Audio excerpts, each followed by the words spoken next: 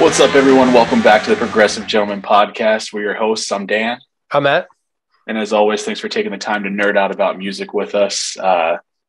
We got a first for the podcast today, kind of diving into uncharted waters here for us. We're going to try to get into the band interview space, and what better band to start out with than Nephele. What's up, boys?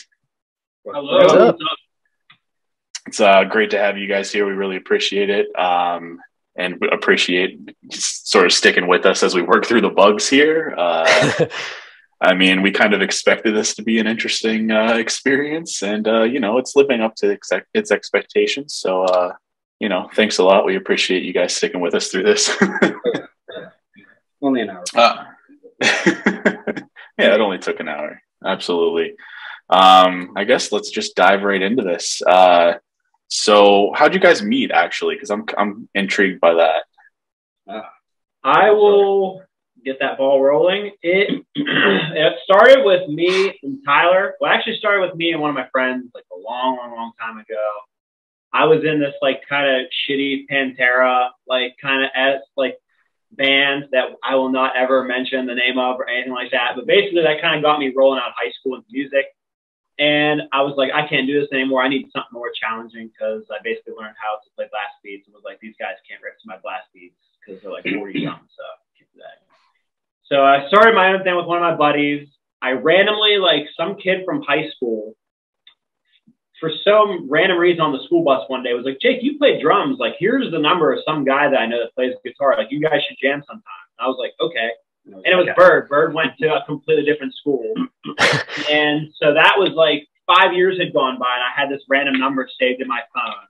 And then I went to go start a band. I was like looking online for people. I was like, I really don't know. I messaged like all kinds of people. Nobody really was into the kind of music I was into. And then just one day I texted him, was like, hey, this is going to sound really random, but some dude gave me your number 5 years ago and told me to message you. So this is me messaging you saying, hey, we should meet up someday and play music sometime. He was like, sure. So like I went over to his house with my Honda. I had a really shitty Honda at the time. I was basically like showed up and was like, well, pack your stuff in here. We're going to go back to my house and jam. And like, it's funny. It was snowing like crazy. And that was actually the first time I was ever introduced to Periphery was on the way to Jake's place. And we were listening to P2 and I forget what song it was, but like it came on and I was like, immediately I was like, what band is this? I was brainwashing him like right off the bat. Yeah. I was like, this is the kind of music we're doing now. I was being reprogrammed from the start. What was your like, so you just discovered Periphery. What were you listening to before that at that point? It was kind of a wide variety of things. I mean, I was always in the middle. Definitely into, like grew up like my parents playing rock and roll and stuff like that, like 80s stuff. Just a bunch of different things. I was definitely in the prog scene. Like I was into Animals as Leaders already, and just like different bands like that. And I just kind of slowly branched out a little bit. And when I met Jake, it's like that's when things really started to open up, and I really got into prog, like modern day prog. Other than just like listening to old prog like Yes and different bands like that. So, but yeah, Jake kind of opened my world with some stuff, and him and I started jamming, and it just kind of clicked. So. And then we started looking for a second guitarist because it was like just kind of like me and him, like a drummer and a guitarist. And like, it was just kind of both of us, like we were vibing because like, I was like, oh, do you know this song? Like, let's kind of just play some songs we know. Like we started playing like that. And then we found Leo, the bald dude with the gauges that everybody knows whenever they talk about Nephele. Like, oh, where's the bald dude at? I was like, what's Leo? Leo was like, Leo and Bird met and they immediately started vibing, like getting together. Like Leo did all kinds of crazy tapping stuff, like shredding stuff. Bird did a lot of the like crazy solos. So like those two started writing together. And then immediately we started writing like the Echoes EP. Like as soon as we met one another, we were like, all right, well now we know each other. Like let's start. Leo had like some guitar profiles and some stuff written. He was like, guys, this is what we're doing. So we started learning some stuff. We started writing some stuff. And then Leo like wanted to bring in a vocalist. So he brought in our friend Curtis Wright, who was friends with Jacob Toy. And Jacob like wasn't even planning on like being like in the band or something. He just like came around and was like, oh, I just like so happen to play bass. And I was like, okay, well, like the vocalist thing obviously didn't work out, but Jake started coming to practices more because we were like, well, we need a bass player. We don't necessarily need a vocalist. And at this point, I had like when I started this band, I'd never even like listened to like really instrumental. Like I'd listened to like intervals, but I'd never listened to Animals as Leaders. I'd never listened to like instrumental stuff. And Leo started pushing like Animals as Leaders and all this crazy stuff onto me. And it all kind of just started spreading. And then I started like, was just like, you know, we really don't need a vocalist. Like we can roll, because trying to find a vocalist in a local scene that isn't like bad. Trying to find somebody who can like sing and scream. Like you bring people in, and we tried out so many different people to come in, and it just didn't fit our style, or it was always something. And like once we found like the core, like me, Bird, Leo, and Jake, like we banged out that Echoes EP in like a couple months. We wrote everything down, went and recorded at our buddy's house, released it. We were playing shows, and then Bird actually was planning on, he was going to college. So he was going to, I think, Penn State Barron at the time, which was like up in Erie. So he was like coming back on weekends to do that. And Jake had just started playing bass for Signs of the Swarm at that time, because that was when Signs of the Swarm started like doing some music stuff. So we were sharing Jake. Bird was coming out on weekends. Things were kind of like dwindling, and like we were still playing the same EP, but like we were like kind of struggling writing some new music. We had a song on the way, but Bird and Jake, we opened for the Contortionists and Monument Entheos at the Altar Bar, and that was like our last show with like a full lineup. After that, it was basically just me and Leo, and then me and Leo found Jesse and Lebo, which was like the Luca Thea era, which is why that song sounds like as heavy and as different as it was, because it was bringing in two different minds into writing the music. And then the Jesse and Lebo era, like we had rewritten the Echoes EP. We were going to re-release that, like heavier stuff. Like we had Luca Thea, we had a few more songs on the horizon. And the vocalist thing kind of started to become an issue amongst everybody. And like they were those two guys were trying to bring a vocalist into the band. Yeah. And kind of like maybe dumb down the music a little bit, like make it a little easier, change the direction. Yeah. Like bring the like focal point from the leads to like a vocalist and and sort of like bring it more to like rhythm with like the solo here and there, but kind of take away from the instrumentation. I got you. Exactly, which at that point, I wouldn't necessarily say dumbed down. I would say just kind of like a different vision for the band, because like they came in and they had like an idea, because they started vibing together. And I had kind of been brainwashed at this point where I was like, I'm a drummer, but I'm so into guitar that like I just love, and I think that we really can do. I know it's going to be tough. I know it's going to be hard, but I think we can pull off the instrumental thing. Like I really want to do this because I have a vision for this band. And the vision for this band basically came from the band falling apart, because we were at a point where it was like we were feuding so much over like trying to find a vocalist, and like we were bringing in people. We were like considering settling on some people, and I was like, no.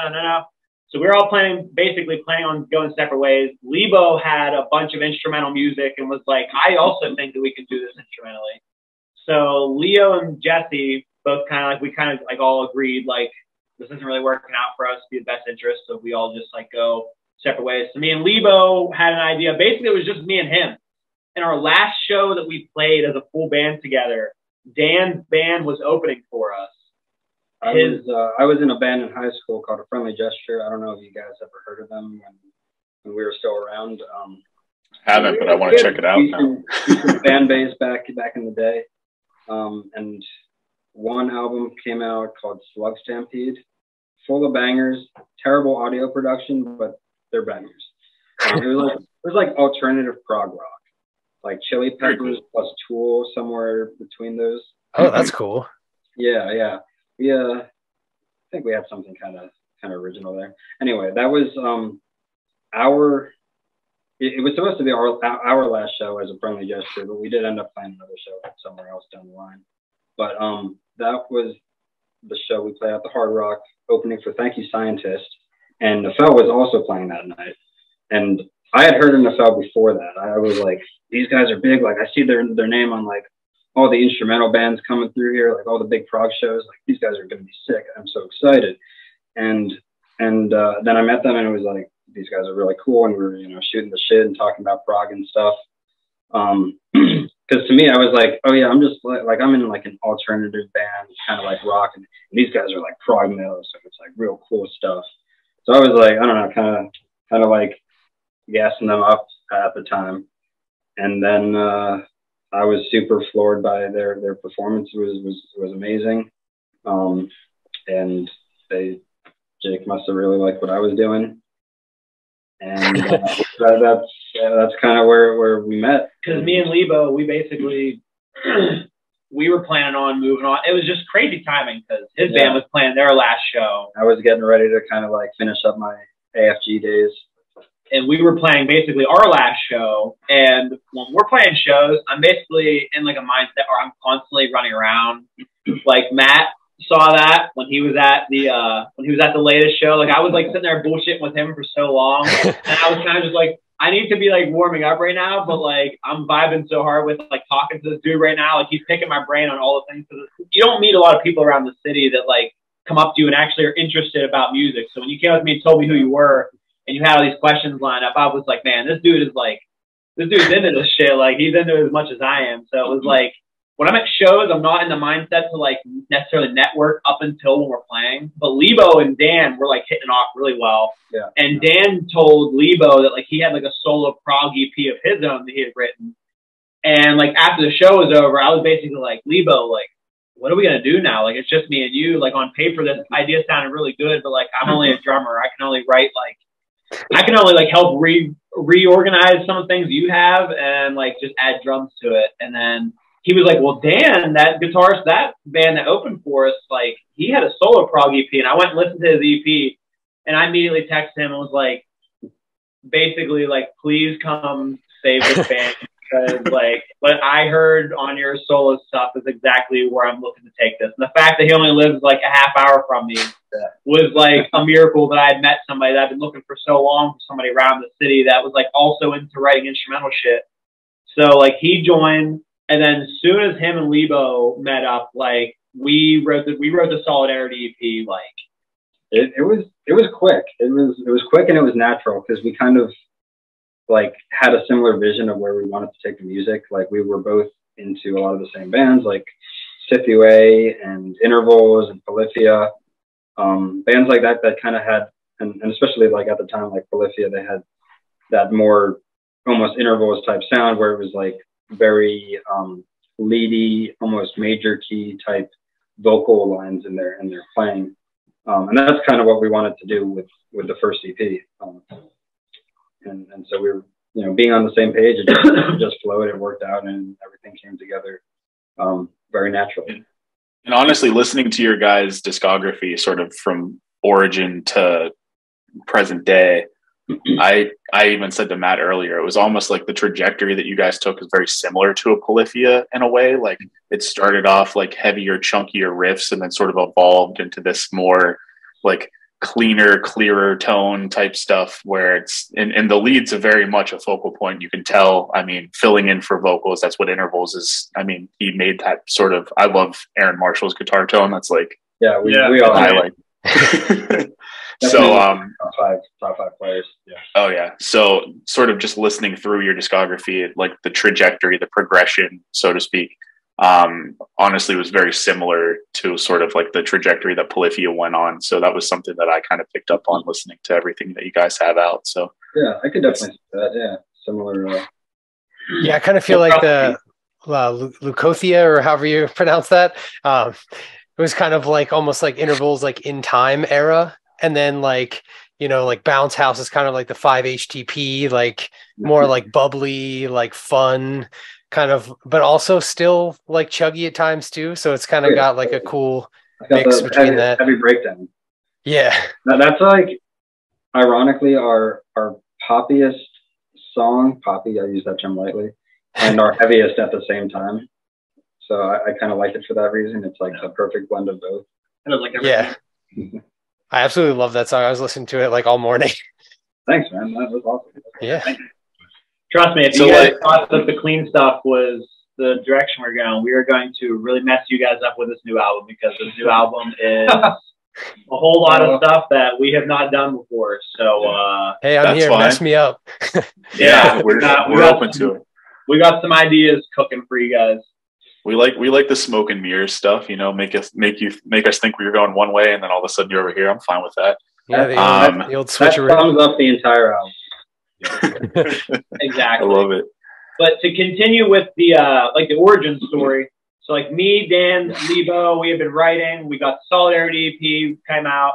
We were recording and doing all this with our friend Jimmy, like one of my good friends, Jimmy Glass. He was like helping like do all the self-production stuff like that. Bird was living in Florida because he had transferred from going to he was going to college. He was going to Penn State Barron up in Erie and transferred down to Full Sail in Florida. So he was like a lot farther away, a little less accessible for writing music. But when he had heard that well, since both their names are Dan, when he heard that this Dan and Lebo had a really good EP coming together, I was kind of like talking to them. I was like, hey, like we should bring like Bird in on this too. Like I introduced these guys to Bird because Bird he's kind of always been, even though he was in college and was far away, like he's always still been like an honorary member of the band. It was like always there. Like he was never really gone. Yeah, he wrote a few things on Solidarity, like the two intro leads, I call them in Reveries, like the real clean thing at the beginning, and the real big like epic Pliny-esque type lead. If you guys are familiar with that, like he wrote both of those, and honestly, like those are some of the best parts on the album. Thanks, man. Yeah, kudos. Those are solid. Fantastic.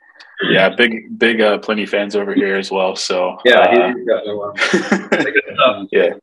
Yeah, you're hitting all the keywords for us. Yeah, I was gonna say. Yeah, speaking of instrumental bands and then origins as well, the name Nephele, did you pull that off Joy of Motion, or is that something that you came up with? That was okay. So to give you an idea, this is actually an interesting story in itself because I had an idea of naming the band Dreaming of Giants. That was the original name that I had for Nephele. Like for some reason, it just came to me. And what was weird was every single time that this was way back in the day, when me, Bird, and Leo would get together every weekend to write the music for Echoes, it would storm. It'd be perfectly fine 5 days a week. But when we would get together on Saturdays and Sundays, it would storm so hard and the power would always go out at my parents' house because we lived in the middle of nowhere. So I was like, you know what? Like we should write our music to be similar to like the weather. Like we should have it to like be beautiful at some times, and we should have it also to come in and be like really heavy at some times. And also because like that's how weather is. If you look up in the sky, the sky is pretty, it's beautiful. It brings us like incredible weather, and then it can turn in an instant and become this devastating force. So I was like, we should translate this metaphor to our music. So I had like these pictures of clouds to our music, and I had just gotten into Animals as Leaders at the time. And I also found out at the same time that there was a local band called Delusions of Grandeur, which had the DOG letters. And I was like, we can't be a progressive band with no abbreviation DOG. So unfortunately, as much as I love this name, Dreaming of Giants, we can't have that. We're going to be in the same genre as these guys. And then like I became friends with those guys. Like Dan had also known Gabe over the course of time. I actually almost joined Delusions of Grandeur for a short period of time. He sent me a couple songs to learn on bass because they were looking for a bass player. And I just didn't end up having enough time because I was dealing with college shit at the time. But they are fun songs. I'll give him that. And Brent started doing merch for us. Like he worked for like a print press. So like he was doing merch. So I was like always talking to him. I was going to Delusion shows all the time around Pittsburgh, like networking. I'm like, well, homie, starting a band like this, I need to start getting to know these bands. And so I kind of was like, guys, we need like a different name for the band. And I was like, well, there's other bands in the past that have named they're heavily influenced by like Godsmack is named after the song Godsmack from Alice in Chains. Like there's a bunch of other bands. You can go on Wikipedia and there's literally a whole page dedicated to band names that are taken from song titles. Yeah, like and it's miles very common. Long. It's miles long. Yeah, like I've had people like, you know, try to like start shit with us because of that. It's like, oh, you guys just like ripped off Animals as Leaders. It's like, I don't think it's a go to Wikipedia. There are hundreds of bands that have done the same. Yeah, like if you want the word Nephele, so yeah, it's like it's the word. Yeah, and I was gonna say if you want to get into that, I mean, bands like inspiration wise for music. I mean, like not just names, but I mean, a lot of times. I mean, every band has inspiration somewhere. So it's like, are you going to say that you ripped off someone's style just because you were listening to that leading up to writing and have a similar style? I mean, I think that's bullshit, but I think, I think the name's cool. I was just curious if that's where it like kind of originated from. Yeah, no, and then we had like a vote, like we had like a bunch of different names and stuff lined out, and I didn't want to be like the this or like have like a plural noun or something like that, like something with like an S on the end of it, like all the other like bands. Where I was like, I want to have something that feels original and like something that stands out and like something that doesn't sound aggressive, but like when we show up to shows, like people hear this name and they're like, it's kind of like a soft name, but like when we perform, it's like the music speaks for itself, and the music would be what stands out to people. And so like it worked out, and I never looked up the definition of Nephele, but whenever I looked up the hashtag for Nephele, everything was clouds regarding it. And I was kind of like, what the fuck is this coincidence? I'm sorry about swearing. I was like, what is up with this coincidence? Like, why is there Nephele? And then I went and looked up the definition of it, and it was like something like this Greek cloud goddess, like this cloud nymph. And I was like, what are the chances that I'd already based our views of the band on weather and clouds on a completely different basis, and then chose a name that was inspired by a band that we all like and listened to that felt original, and it just so happened to be the exact depiction of what I'd already had from the band. Like, it was just kind of like fate, like it was like meant to be. So like that, finding out the definition of it, like kind of cemented the band's name. It was like just a weird coincidence. But I always enjoy telling that story to people because I'm like, you'll never believe me. That is really cool that it's like just happened to be like the definition, like you didn't know previously, like when you named it that, and it just happy accident kind of. Exactly. And it's cool that it's more than just like, you know, let's look at the list of tracks and pick something, you know, like, oh, Animals as Leaders is an inspiration, so let's pick one of their track names. As you know, there's actually more meaning behind it. So I think that's cool. Plus, if weather is your inspiration, you live in a great state. So exactly. Every season we get all of that. Yeah. Oh yeah. But, you know, we kind of touched on this a little bit, but, you know, I want to give you an opportunity to expand on it a little bit. Inspirations in general, musically. I mean, you know, Animals as Leaders, you've mentioned Pliny, you've mentioned Intervals. Is there anything else, you know, that you guys, especially maybe even in the Protest the Hero? Okay. Protest the Hero. Oh, yeah. Yeah. They've been a #1 band for me since like high school. Even through all the lineup changes and stuff, like I would still consider them probably my favorite band. My tastes have changed around that, but like they're consistent, man. They're just consistent. They put out great music, and I think they're kind of like an underrated masterclass in songwriting. Like the way that they compose things, and especially like they have this approach to like ending choruses that I've kind of tried to integrate into our music, like having, you know, like a big, long, drawn out song. There's a lot of changes and stuff, but the ending is always like this big, epic chorus. And that's something I try to like integrate into our music. So they're definitely one of the biggest influences there, despite having a vocalist. And actually, to that point, Time Under Tension, when it was like first being written, that idea, like the initial riff, I don't know why, but like I was thinking Protest the Hero. Yeah. And when I heard it, I was like, Protest the Hero. It was very Protest the Hero like, and I was like, man, this can be something cool, because it's not really something that we've like, kind of like ever touched on per se.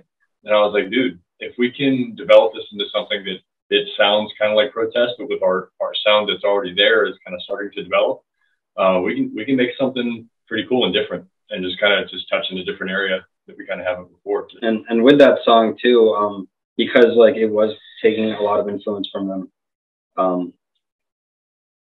I hate to say this because Mike did an amazing job, and we're like insanely happy with everything that he did. Like, it blew our expectations away with his vocal performance there. But the original plan was to have Brody from Protest on that track. Oh, that would be cool. Yeah, we were trying to get him because at the time it was like we were writing the song like when the pandemic kind of just started, and he was offering like, hey, I'll write a song for you guys or whatever for a couple $100. You pay him and he'll write a song or whatever. So we thought like, hey, you know, he'd be willing to, you know, maybe hop on a track for us. But I think we kind of waited too long, and it was like maybe a year after the pandemic when we actually had the song ready. And we kind of missed the window of opportunity. But then Bird was like, hey, I know a guy that knows Mike, and he made that happen. Funny story there, actually. kind of segues into that too. But the way that I got in contact with Mike was very interesting. So I was on a flight home, or going home to Pittsburgh. I forget. I don't know if it was around Christmas time or what it was. I think it was around there. But I originally was planning to go to visit my family in California with my mom and dad. We were going to get together and fly out. And I had missed my flight to go, so I spent the night in the airport, and I just slept on the floor in an airport. And I was like, you know what? Terrible. It was less than ideal, but I made myself. My laptop case, I found that was a great pillow. Now you know. Now we know. But dude, I was just like, you know what? I'm gonna take the chance, and I'm gonna send a message to Mike. I kind of drafted something up and sent it to the group chat we have, and I was like, guys, what do you think? They said, yeah, run it, dude. Sounds good. So I sent it out to him, just saying, hey, I appreciate your work, and here's a demo. I wanted to see if you would be down to do something with us vocally. And he was like, immediately, like, I fell asleep that night, and the next morning I woke up. It was like maybe 5:30 or something, and I saw a message from him, and I was like, no way, right? So I responded back to him, and I just woke up to that, and it's like from going from sleeping in an airport, feeling this tall, to being like, Mike messaged back. Now there's progress. It's like it's just funny how stuff like that works out. Yeah, that'd be awesome. A great way to start off the day. Yeah. Yep. Yeah. What was it like? What was it like working with him? I mean, I'm sure that was probably a pretty cool experience. I mean, it was great. It was real. Yeah. He's a sweetheart. I mean, I didn't really interact with him. I think Bird did most of the like personal communication with him, like to get everything organized. But I sent a few messages with him back and forth after we released the song, just saying like, dude, thank you so much, and you exceeded our expectations, that kind of thing. Super nice guy and very friendly, and even like one of his good like home friends reached out to me and the rest of the band, was like telling us how much he loved the song. So he seems like a really good guy, and it sounds like he's got a really good friend group around him too. And it worked out having Mike on, because the initial intention, obviously, because Dan and Bird are definitely bigger Protest fans than I am, but in my own way, like I've listened to intervals for as long as I have, which I've kind of put off listening to the Voice Within, because I was like, I don't necessarily like the vocals, but I listened to it and I was like blown away, and I was like, how have I put this off as long as I have? And I felt so bad about not listening to this for a long time. That's the album that got me into it. It's one of my favorite albums. And it was that was when it initially came out. I think I put it off for like a couple months or something like that. And then when I finally listened to it, I was like, okay, so whenever this came about and they were like, well, I think we missed our opportunity for Rhodey, like, let's bring in Mike, I was like blown away. I was like, dude, yes. Because the initial intention with Rhodey was, I don't know if we would have gotten Rhodey on the entire song, or with how big he is, it definitely would have been way more expensive and possibly was out of our reach. And it was like a blessing in disguise getting Mike, because I think that Mike, nothing against Rhodey, but I think Mike blew it out of the water better than I think anybody else we could have brought into the track. So it was like a happy accident, because it's like my favorite track so far. I mean, we're working on a lot of bangers right now, but for having a debut song with a vocalist on it, like for being a skeptical person with having vocals on it, and the fact that Mike recorded, wrote, did everything like self-produced, like, because he does like vocal production on his own. He did all of his own vocal tracking, did everything. He made working on this song so much easier, because I was like even worried. I was like, man, Mike's like such a big name, like, how's it going to be? Like, we were all nervous because it was working with our first feature. So like getting him on it and working with him, like with how professional and how self-sufficient he is with his materials, it just made it so much easier and so much of a better experience. And getting him in the music video too, because the fact that he even offered that to us, like that, with the cost of that and having him on the track and him vocal produced, probably was still under what Rhodey would have charged, because of like his stature, which is understandable, like, but still, just having Mike was just And not to mention, going off of that, like all we did was send him the demo. Like people have asked me this before, like, oh, did you like write the vocals for him in advance, or did you write the lyrics or anything, or even the melodies? No, none of that. Like we sent him the demo and we're like, we trust you, do your thing. And he came back with like harmonies and this and all that, like tons of tracks, and it was incredible. Now, was the name of the track like decided upon, or was that based off of like the lyrics that he wrote for the song? Like, did you send it? Here's just an instrumental demo. Like, did you give him any notes on anything, or was it literally just do whatever you want? Did we give him a direction? I mean, I think at some part, I think like during the solo, I think we told him like, don't go. Well, like lyrically though, like lyrically, I don't fitting it into. I don't think we gave him any lyrical direction. He asked me, what things do you want me to sing about, and what things do you not want me to sing about? Yeah, I think we just kind of told him it was going to be called Time Under Tension, and he took it. Yeah, we were basically like, well, we want this song to be like inspirational. So like, if you want to write some like kind of like inspirational lyrics, like there's really not too much on our end depth lyrically, because we were basically like, you're the lyricist, you're the vocalist, do what you want, just do your thing. And it's funny because he sent us back the first the first idea. There was maybe only like 2 or 3 notes of things that we wanted to add, but we listened to it, and the whole last 30 seconds of the song that you guys hear on the final version of it wasn't even originally in the song. Like he sent us his first mix, and how big, because we have the song just fading out, like right when the it was sort of like the chorus, big outro chorus happened. Repeat. Yeah, it was only supposed to repeat like maybe twice and fade out, and he was doing such a good job.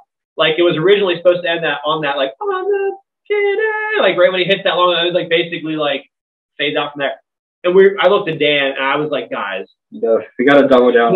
This is so epic that like I'm feeling extremely blue balled by this ending right here. And I really so like they were like, all right, let's loop this, because we were like on the spot because he was waiting for our mix notes. I was like, let's kind of just like loop this.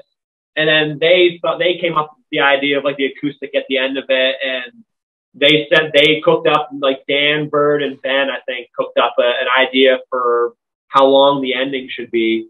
They sent it to Mike. Mike slapped the last bit on it, ended like the clean little send off at the end with the acoustic guitar, and it was like literally a last second decision, but it like made the song. The song wouldn't have been the song it is that you guys are hearing without that little bit. Just hearing it off the bat, I was immediately like, we need more of this. I was like, we'll pay whatever we got to, Mike. I know it's a pain in the ass to ask you to write a little bit more, but I think this song could really be a little bit more epic if you add some more. He killed it. I didn't think he could, but it just blew our minds, man.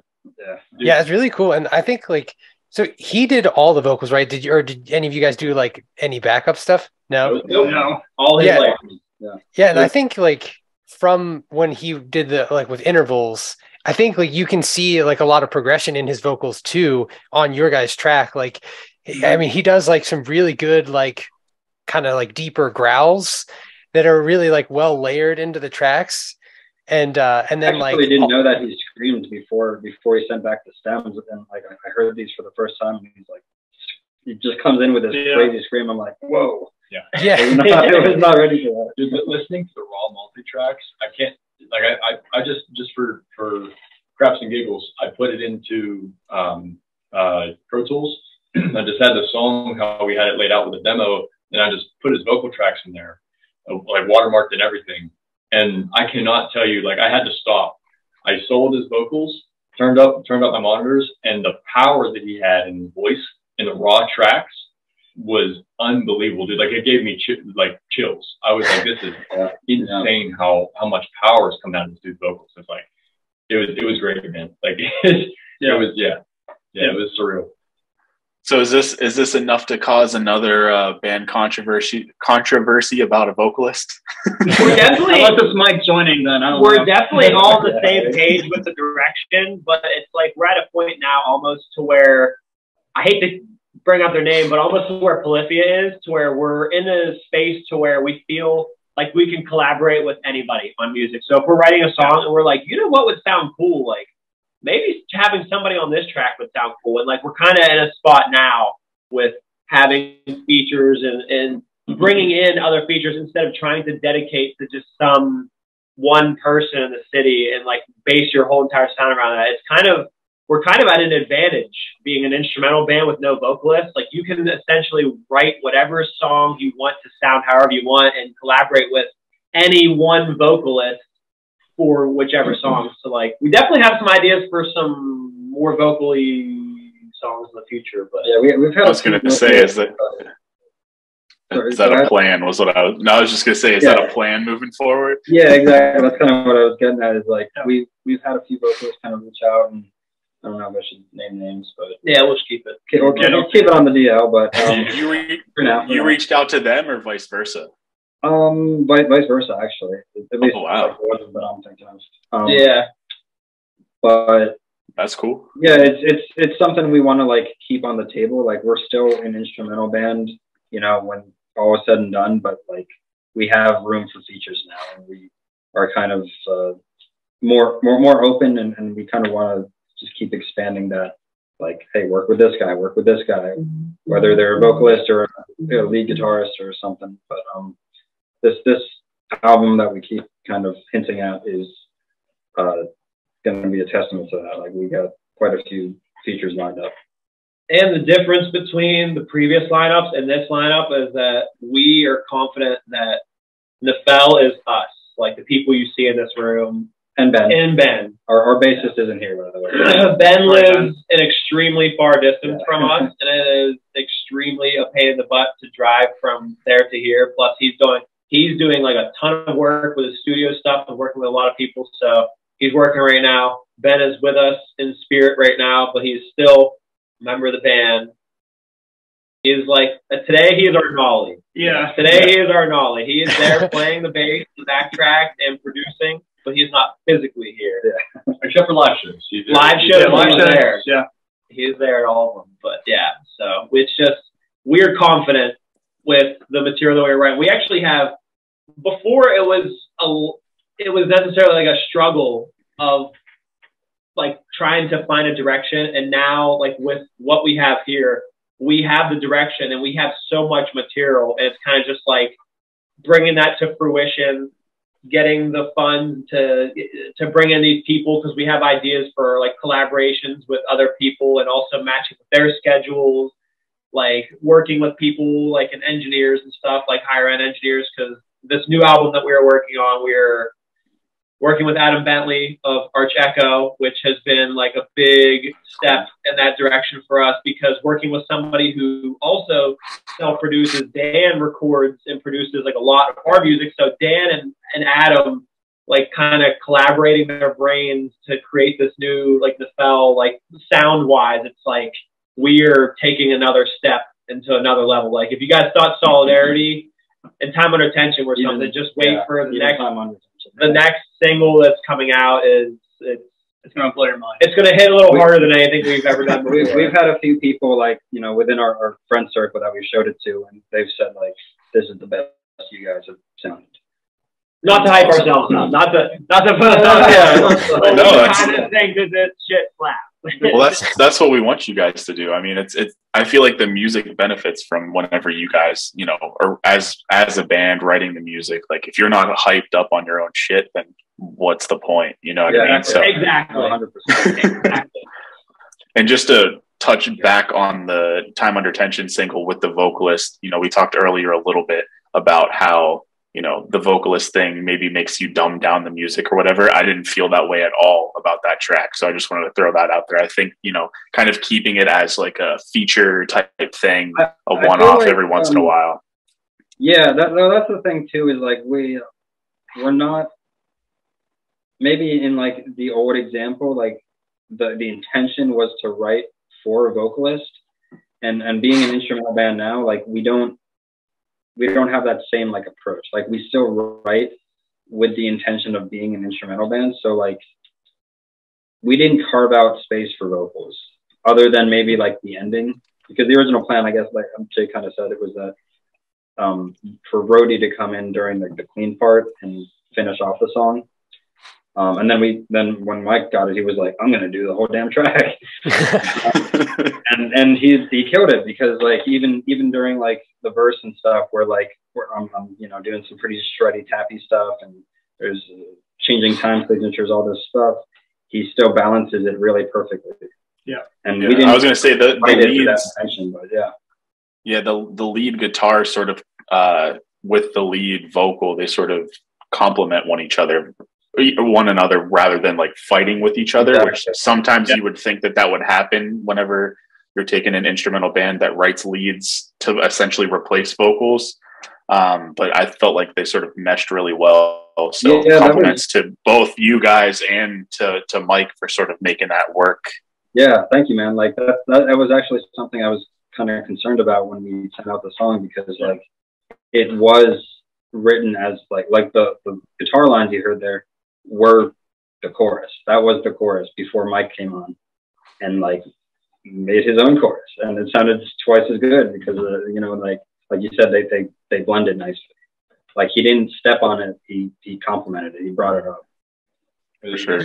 Yeah, I think he like tried to harmonize a lot with your guys' music, which already had its own built-in chorus, which I think just like lent to it and added that like extra, you know, icing on top. Yeah, exactly. Like he brought it to the next level. He brought it up to another level that like, well, I didn't think it would get to be honest. Yeah. Very cool. Switching gears a little bit. So you guys have gotten to open for some cool bands. You mentioned the Contortionist already. I know you've opened for Polyphia. What's your favorite, your favorite show period, whether that's just because, you know, even if it's a local show, what's your favorite experience playing live? The Lit AF. No, I'm just we'll get there. I mean, that was the easiest set I ever played, because it was 5 minutes. But my favorite show, I mean, mine personally, since I mean, I'm the only member here that's played every single show from the first show to up to now. It probably had to have been the Contortionist show in 2016. That had to have been one of my favorites, despite the fact that even that night, after we had played, it was downpouring, and the roadies all were like grabbing my drum set. So at the altar bar, they were tossing it to the alleyway. So my drum set got completely rained on and soaked that night, was like that. The fact that happened, it didn't even faze me because of how much of a great night it was. Getting to hang out with those guys, because I was right when Language had just came out, and I was just like mind blown, like being able to hang out with those guys, like setting up my drum set, like watching the Contortionist, like sound check and playing their songs. And then Naveen came down from Entheos. He's like looking at my drum set, like walking around, and he's like, "Oh man, this is a nice kit." And I've gotten that a few times from like playing with bigger bands, because they're used to seeing the local band and they just see these like house kits almost. I put a lot of money and time into my drum set to be like something, because I know this genre. I know it's like a gear.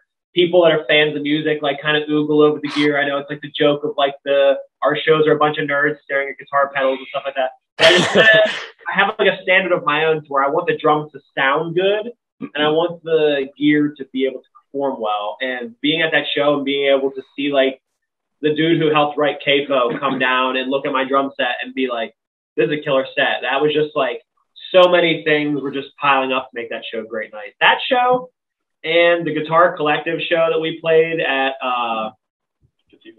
that was at the Funhouse in Mr. Smalls, where we played with Angel Vivaldi, Andy James, and Scale the Summit. Like being able to sit back in the green room and talk to Chris Letchford, and sit there and talk to Angel Vivaldi, like how nice they were that night. It was just unreal. And then to see Charlie Engine, who was drumming for Scale of Summit that night, who's me and him's drum sets, because he has a really wide Tama drum set.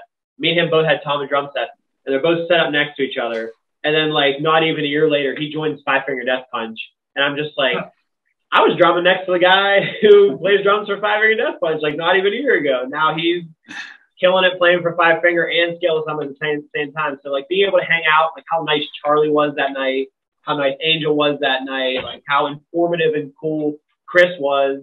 And I would say with the current lineup, one of our favorite shows we played was with Sarah Longfield last year. Oh, that's cool. That's really cool. Oh, I remember that tour coming through. I did not get to go to it, but I wanted to. She's fantastic. They were awesome live. They were that's awesome. Cool to hang out with too, but like they were put on a really great show. Like I was actually really impressed by their bassist, because she was like playing all the same kind of tapping stuff that Sarah does, like on bass. Yeah. That's awesome. Yeah, Sarah was super informative about like the industry, because she's talking to us from a perspective of like, hey, I'm also like in the instrumental community. Like she's worked with a lot of people in our same genres. So like she was super informative. Her husband, Derek, was like super, super cool. Like, I don't know if you guys have ever checked out, he has a band called Ladder Math. And he plays guitar for Sarah. If you guys haven't checked out Ladder Math, write that down now. Because Killian Duarte is the bass player in that band. So yeah. You know it's gonna be good. If you guys haven't checked them out, definitely go check them out because Derek was awesome. Sarah was awesome. Like just getting to meet those guys. I've been friends with them on the internet and shit posting and sharing memes with them for years. So being able to like meet them in person, hang out, like just seeing them play, getting to open for them, and then just hearing them like give us positive feedback. Because like Sarah took a video of us playing that night, posted it on her Instagram, and I was like blown away because she has like all these fans and all these people that she's performed to over the years. So like getting that reach and like getting to see like somebody you've looked up to over the years post and share your stuff and like say like you guys were awesome with like a huge pat on the back to us because we were getting ready to start filming the music video for Time Under Tension that following weekend. So we played that show with Sarah and then we started filming that, which was a whole experience for me because I shot and filmed like 99% of the Time Under Tension music video, along with our friend Steve, who shot all the drum shots of me, because obviously if I'm filming, I can't film me playing drums. Yeah. That'd be impressive if you pulled that off. Yeah, just they're playing and like get a third arm reaching out, like record myself with one hand or some shit. But no, that whole time was just a great time. So I would say that's from my perspective. These guys might have a different view, but like it was dope. Yeah, dope shows. I wasn't there for a lot of those shows because you know from our history segment at the beginning, I didn't join up until what was that, 2018, I think, 2018, 2019. So yeah, I wasn't there for like the Contortionist shows or any of the Polyphia shows or even the Guitar Collective. But that Sarah Longfield show was awesome. And the Fallujah, we played with Fallujah a couple months ago, and that was amazing too, because like they're just like they were fresh with the new lineup. They got Kyle on vocals, and I was actually been you know like I've talked to Kyle a bunch of times online before because I knew him from his old project Archaeologist, because you guys are familiar. And he's a super cool guy. Like he was always really nice to me before that, and you know they're all very down to earth people. Like you know this new Fallujah glory hasn't gotten to his head or anything like that. And they were super cool. Like you know shooting the shit with us, and even Scott, their lead guitarist, came up to us afterwards and were like, "You guys were like low key the best people we've toured with, where we've played with on this tour so far." And hearing that from like one of my guitar heroes was pretty surreal. So yeah, that's awesome. That's really awesome praise. Yeah, right. Yeah, I didn't join until like early 2019, or else my favorite might have been the Guitar Collective. Yeah, that's like those are like all my guitar heroes. Yeah, but like still bummed I missed that one. Yeah, I was actually in the crowd during that, so that seeing them live was like insane. So you still experienced it? I experienced it, but I didn't get to like experience it playing, unfortunately. Yeah. But didn't get to rub elbows necessarily with the guitarists or whatever, with Angel and with who else was there? It was Andy James, Scale the Summit, and Angel Valdi. So actually, within a year of that show, both Andy James and Charlie Engine joined Five Finger Death Punch. So we played with two members of Five Finger Death Punch that night. Yeah, it's crazy. Yeah, and I also wanted to touch on like the origin thing.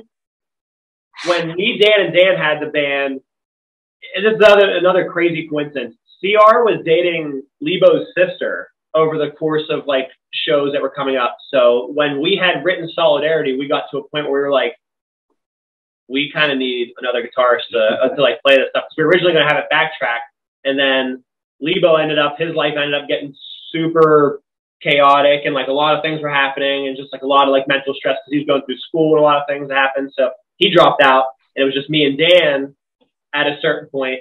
And then I was like, "Yo, this was when he dropped out. This was actually like right in the middle of recording. Like I finished recording all the parts that I wrote, and it was like, "All right, Lebo, your turn."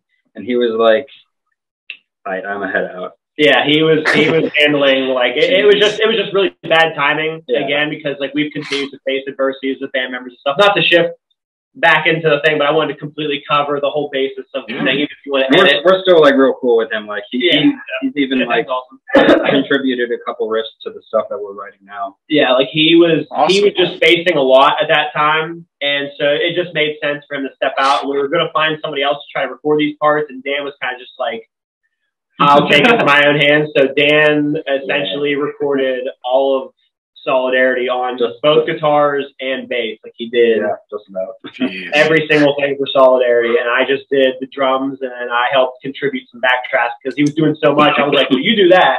The drums are already written, so I'm just going to kind of start throwing a bunch of synth and string sections at it. And then once he was done with guitars, then we collaborated on like the final backtracks and everything. And then whenever Lebo had stepped out, it was just me and Dan.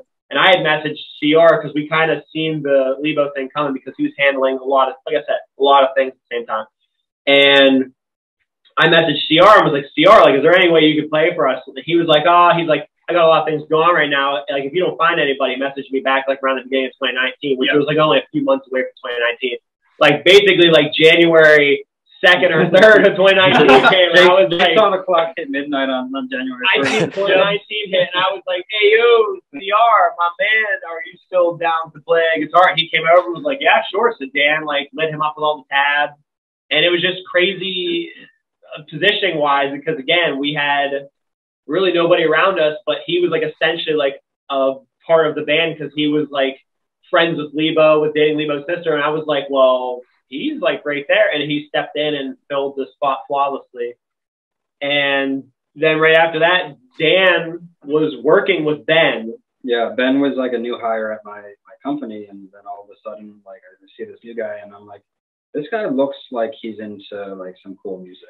Like he just has that vibe to him. He's got like the long. There is a look. There is a specific look. Like he's got like sure. the shaved sides of the head and kind of longer on top.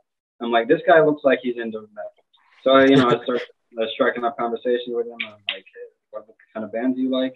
Turns out there's a lot of overlap, especially like Periphery and stuff like that. And he came from being a touring bassist. Like I don't know if you guys know, but he used to tour with what's her name? Lacey Stern. Lacey Stern, the singer from Flyleaf. Yeah, from Flyleaf. Yeah. Yep. He used to be like her solo project bass player on tour. That's pretty cool. So he's like that's cool. Done it professionally. He's met with like he met like Korn and Disturbed, I think, like all Shine Down, Down, Breaking Benjamin. He's played with like all these like huge bands on these festivals and tours, touring with her and stuff. So just when we wrote Solidarity, it's just crazy how the dominoes and the puzzle pieces fell into place. Because like I'd gone from years of trying to find people within Pittsburgh that like can play this stuff, like are available or even willing to drive, and we've essentially found an entire lineup all south of the city of Pittsburgh, and now we're all like, it's just crazy how everything came together. Aside from Ben, again, Ben lives in Derry. He lives in God's country, which I also live essentially in God's country, south of Pittsburgh. But the opposite. Yeah. Exactly. So that's essentially the entire origin story of how I have powered through every bit of adversity with trying to find band members, and now we have a group of people who are all now you have this masterpiece of a lineup. Yeah, it feels like a super group. Exactly. It kind of is. I mean, you pieced it together, right? So it's kind of, I mean, it's definitely worked out, I think, for you guys. I think especially like sound wise, it's all cohesive. It sounds great. I feel like you guys are in your prime and poised to start, let's get you guys on a freaking tour. Like, let's get around here.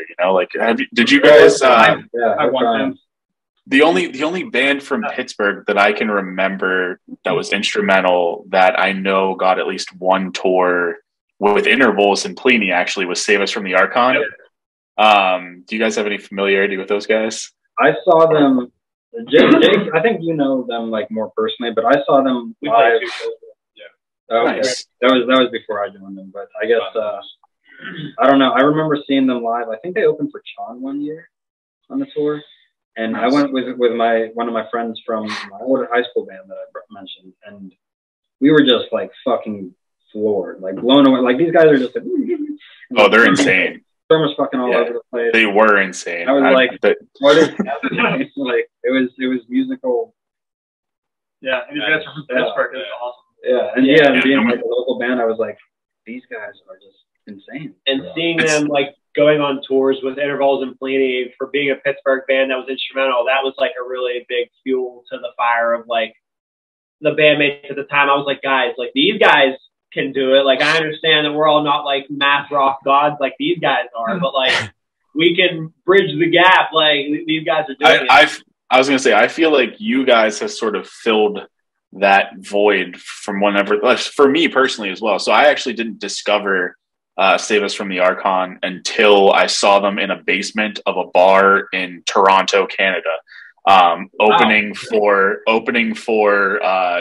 Intervals and Pliny, and Nick Johnson just randomly showed up, and there were maybe like 50 of us in this basement. So like after whomever was playing at the time was done, they would just come out and stand in the crowd with you. So like we got to hang out with Pliny and with Aaron Marshall, and I mean it was Aaron's local show since he's from Toronto. But what was nuts was I didn't know who they were, and they were opening for this tour. So after they were done playing, and when you watch them play live, it was kind of a mind-blowing experience, like you said, because we started off this by saying organized chaos. That like defined them for me. So watching how spastic yet like organized their set was like, who is this? And then at the end they're like, we're Sailors from the Archon from Pittsburgh, Pennsylvania. I'm like, I drove from Pittsburgh to Toronto like, what are the odds? to somehow discover a band from Pittsburgh. So like since that happened, I was like, oh, I'm real big, and it made me really start digging more into like the local scene, because admittedly I wasn't super into it, and discovered you guys honestly that way. And for me, ever since they've gone sort of, they've parted ways, you guys have filled that void for me personally. And it's exciting to see sort of how exciting really our local music scene is becoming. And I think you guys have sort of a big part in that. So personally, thank you guys for being awesome. And really appreciate that. Thank you. Yeah. But let's jump into this Polyphia situation, because I really want to talk about it. It was actually my first time seeing you guys live, seeing Nephele in that time live, and so I don't know if you guys do you want me to tell my perspective of it first, and then you guys can sort of fill in the gaps from behind the scenes? I kind of want to hear your perspective. Yeah, actually, if you want to tell yours, this is a perfect segue, because the first show that we did play with Polyphia, Save Us from the Archon and Delusions of Grandeur played that show. It was us, that's awesome. Delusions of Grandeur, Save Us from the Archon, and Polyphia. And Delusions was playing an instrumental set that night. I don't know why. I think maybe Brent was like maybe sick that night, or something had happened, like scheduling conflicts where like they continued to play the show. But it was a full instrumental set, because I was even thinking, I'm like, Delusions is on this show. They're one of my favorite local bands, but they have a vocalist, so like this will be interesting to get the pit going, like with all these nerds, all these other fellow masters. Right. That, and it was cool to see that. So I'm down to hear your perspective of the Polyphia show, because obviously I know mine, but like if you guys probably don't know, there are actually two Polyphia stories of both times we played with Polyphia. I did know there was a first one, because I've seen you touch on it a little bit. And when I saw that, because I think the first one happened at Smiling Moose, if I'm not mistaken. So I wasn't there for that one, but I've heard a little bit about that. But the one that I was there for, I think it was at Cativo, I believe, in like Lawrenceville. And I guess it was the Lit AF tour. Is that what that tour was? So it was, Polyphia was the headlining, and then it was Covet and Jason Richardson with Luke Holland, playing his, I think what it was called or One or whatever, his like solo record. I was actually there for that, and that was before I joined the band. I didn't even really know who the was. We probably accidentally rubbed elbows that night. Right. But I actually had VIP for that show. I was into Polyphia at the time. They had just toured with Coheed, which I'm a major fan of Coheed. If you guys have listened to the podcast, I somehow find a way to talk about them pretty much every episode. But So I had seen them tour with them, and whenever I saw that they were coming with a headline show, I was just, all right, I'll go check that out, and somehow stumbled into the VIP situation. So they were obviously running very late. We had got there for the VIP whenever we were supposed to line up. And of course, when you do that in the email, it's always like, if you're not here, you're not getting in, you're not getting this. So we were there early, me and my buddy who also went with me. And not Matt. It wasn't Matt at the time. So we ended up waiting outside. We actually saw, Nephele was there, Covet was there, everybody was there already in there setting up, and, Nephele opening. Obviously had to set all their shit up. You guys had to set your shit up. And Polyphia shows up like, I want to say 45 minutes later than they were supposed to. It might have even been worse than that. Part of the VIP experience was like, oh, you get to hear them sound check. So they had to come in, set up all their shit, sound check, do the VIP thing. So at this point, we're like way late. And from what was going on in the crowd and what we were hearing, they were basically telling you guys, you're not going to play, and then I think I heard like Yvette Young or Covet even had offered like take some of our time to be able to play more. I had heard somebody say that, but again, this is from the perspective of being in the crowd, and it was a relatively small crowd.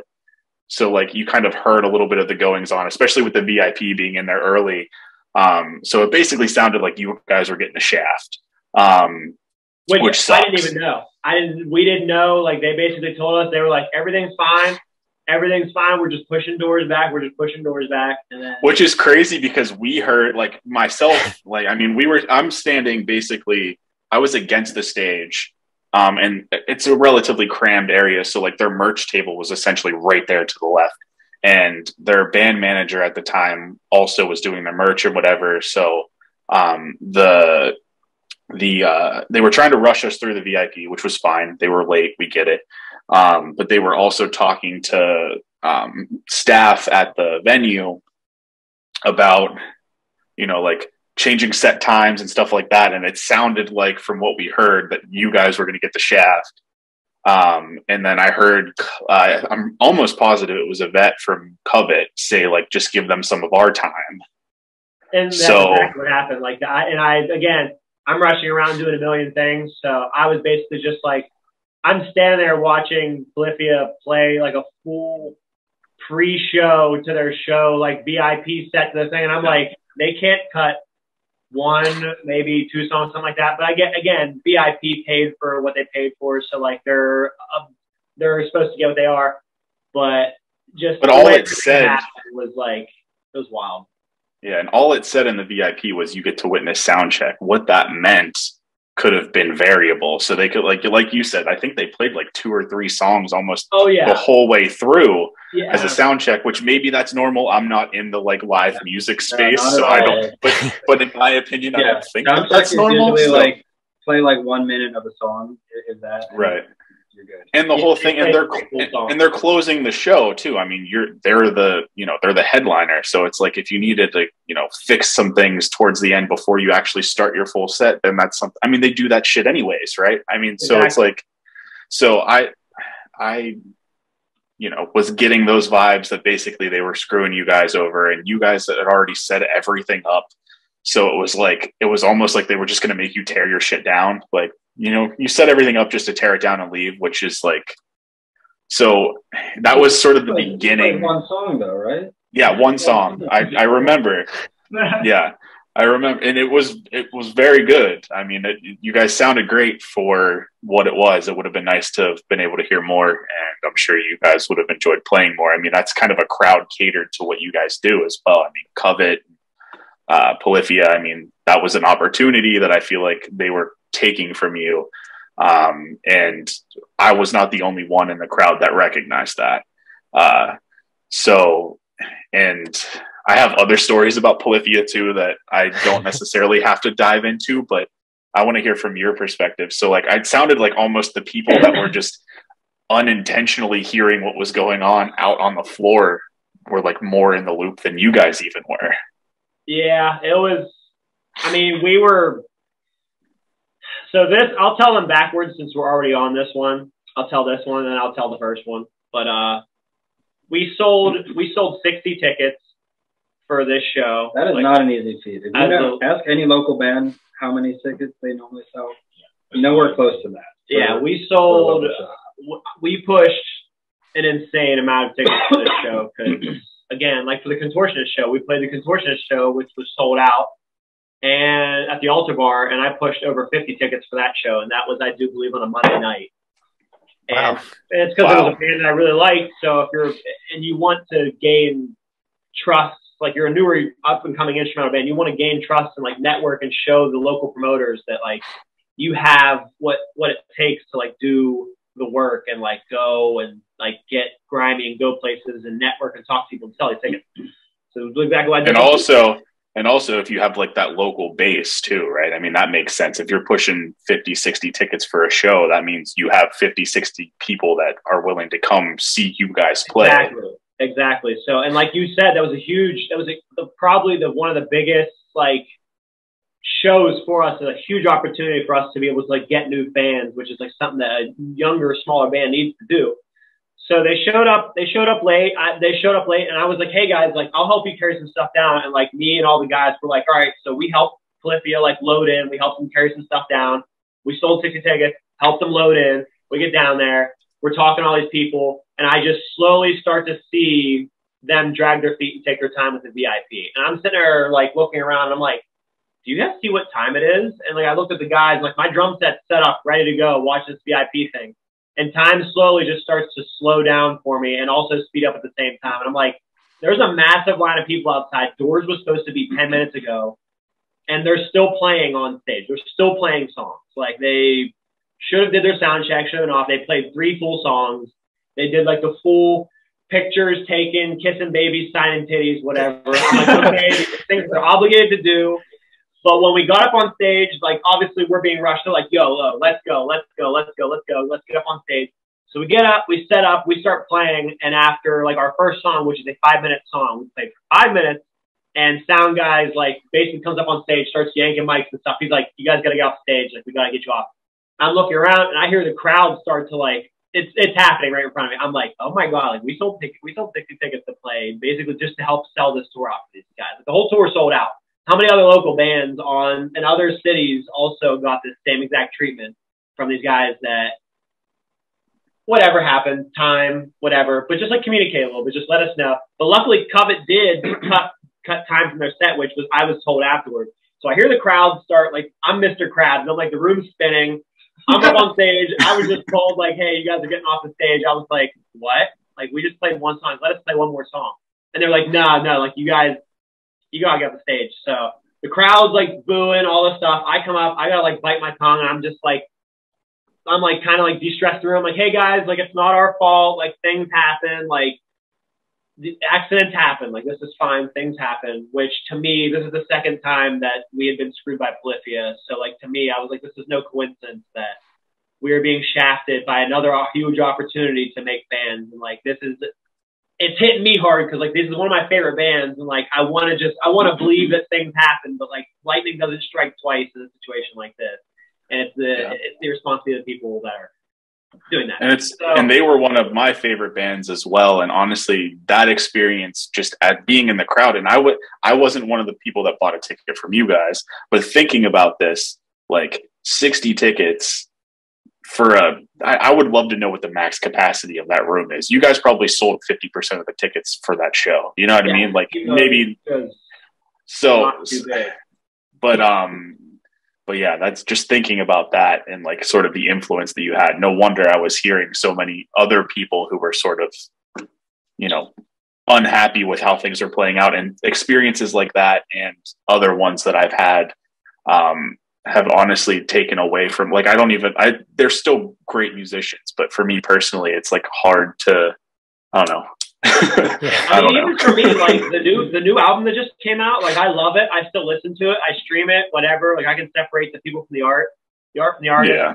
But even that night at the show, like you'd think that like right there would be the end of the shenanigans for the night. But we get off the stage, we go over, we had our merch table set up, like basically where the water fountain was between both bathrooms, which the bathrooms are like essentially an echo chamber. So I'm manning the merch table. Clay had just joined the band. Clay Eschelman, I think his name is, the drummer. He had just joined the band, and he was awesome. Like, he was so cool to us that night. He was so nice. Like, he was talking to us. You could tell that he had not become a part of the hive mind of the general vibe. And he was just so nice, and he was like such a cool individual. And I'm running the merch table, whatever. The situation had happened. I'd helped calm everything down. And I had my table set up in a pretty decent distance away from both bathrooms where people can't like run into me. And I seen the drummer, or not the drummer, I seen the bassist Clay Gober walk past me, like walk in the bathroom, kind of just like give me like a walk past. And I was like, kind of like, hey, what's up? And I had seen him go in the bathroom behind me. You can hear every bit of echoing in that bathroom. I could hear every single word anybody's saying to me. And one of my friends comes up to me who was in the crowd that night. He is so drunk. And he comes walking up to me, and he just starts talking so much shit on Flippy. He's like, man, these guys are this, they're that. Like, oh my God, like they don't deserve this. Like, talking all shit. And I'm here, I can hear his voice echoing in the bathroom. So I know Clay is hearing every word he's saying in the bathroom. And I'm like, bro, like everything's fine. Like it happens. Like, I'm like, dude, we're really happy to be here. Yeah, like I'm like, dude, like this is like a good vibe. Like don't like we're trying to avoid the bad vibes. Like shit happens. Like it's okay. He walks away from the table, whatever. Clay comes like storming out of the bathroom and does like a fake stumble into our merch table and knocks the merch table onto the ground with like all the shit. Everything goes like flying everywhere. And he looks up to me and he puts his hand in front of his face. He goes, "Oh my God, I'm so sorry." Like he does this like super drawn out like.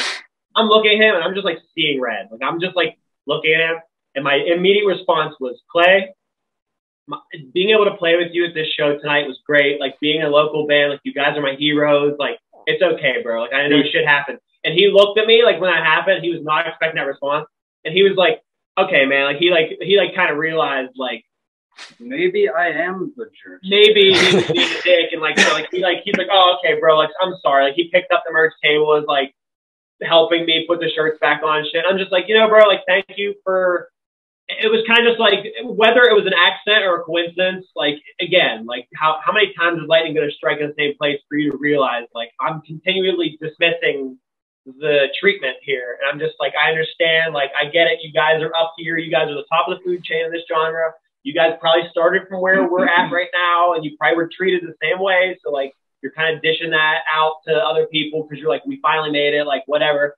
You have let the hazing commence to people, but like for that to happen, like right after that set, I'm just kind of like, damn, like kind of fuck these guys. Like I was like, if everybody else around me was on board with like fuck these guys, and like I was just like, no, shit happens. Then when that happened, I was like, you know what, fuck maybe, these guys. maybe like, fuck I still these listen guys. to them. I still listen to them. I like the music, like whether it was a misunderstanding or not, because later that night, I made a post on Facebook and was like, man, Bolivia really doesn't like Nephele. And that post just blew up. Like people started jumping in the comment section. People from other cities who were in other local bands were jumping in. They're like, bro, I've heard this same shit happen. I've heard this same shit. People started tagging people in. And it was before cancel people culture. In other cities reciprocated the same event happening to them. Again, so yeah, like it doesn't seem like it's a one-time thing. Yeah, and so like people are tagging people, and then it gets to the point where people who are friends with Scott and Tim and them are like tagging Scott and Tim, tagging Scott and Tim. This is before cancel culture, not necessarily like saying like they're being canceled or like I was trying to cancel them. I was literally just, all my posts was like, damn, Bolivia really doesn't like Nephele, with a little frowny face. And everybody else, the fans, the friends, just ran with it and just started trashing them. And then I got friend requests from like the whole band. They all like jumped in the comment section. Like Tim jumped in, was like, "Hey bro, like we saw your set. Everything that we saw of your set was like so good, and you guys were so awesome." And I knew, like my dad even said, like they weren't in the building, like they were up in their van. That was all for like, they were optics. doing their thing, like out. Yeah, they were like doing the pre-show ritual, doing whatever. Like understandable, it's a local band, not everybody gets to check everybody out. But don't jump in the comment section for PR and say like, "I was your number one fan. I was front row. I saw you guys play. You're inspirational." Like, don't like oversell and oversaturate the situation to try to cover your own ass. Just like be accountable and just be like, shit happens. We're sorry for the shit that happened. And instead of that, it was like a whole bunch of like signing babies and kissing titties. So that was I like that the flip situation. there. Sign That the was babies, that kiss the situation titties. I like that. That was that. And I'm going to go ahead and roll right into the first one while I'm at it, because I have to pee. So I'm going to get this told, and then I'm going to go pee. But the first time that we played Flippy, this is a little bit more brief. we played with again. Yes, we played with, we were all just chugging coffee and water today. It's all good. Our creative juices are flowing right through. But to touch on the first time that we played with Polyphia, it was, like I said before, it was Saves from the Archon, Delusions of Grandeur. That was a smaller show for the Smile Moves. I think we sold like maybe 35 or 40 tickets, which again was like, 2015. That was like kind of like a first big opening show for us. That was pretty big for us, like selling 30 tickets to a Smile Moose. That's like half capacity right there, essentially. And we got up to there. We're loading in, and Anoop Sastry was drumming for Polyphia at the time because they were in between drummers. So being able to like hang out with a drummer who I'd previously seen with Intervals, who I'd also played with, he was drumming for Monuments on the tour that the Contortionist came through. So we played with him that night. And my buddy Jimmy, who produced Solidarity, he got Anoop and John Brown, like both smashed drunk at the Contortionist show when we played with them. Awesome. He got both of them drunk. They were so cool to hang out with. But this night, Anoop came back and Jimmy was like, yo, Anoop, my man, like, we're drinking again. So he got Anoop so smashed before Polyphia's set. Like, we were kind of just like, this was our first time playing with Polyphia. And they had asked Anoop, they were like, yo, like, go ask these guys if they want to, like, be the headliners. So they came over and talked to us, and they had Anoop come over and ask us. Anoop was like, hey, guys, would you guys want to play, like, last? Would you guys want to be the headlining band? And, like, for Polyphia to come over and, like, talk to me, I didn't see the situation, what was happening. We were the local draw. And I looked at the guys, I was like, guys, would you want to headline for this show? We can headline Polyphia. And, like, to me, young me, I'm like, oh, my God, this is so awesome. This is so cool. The night happened. All these bands are playing. I don't see what's happening. Polyphia plays their set.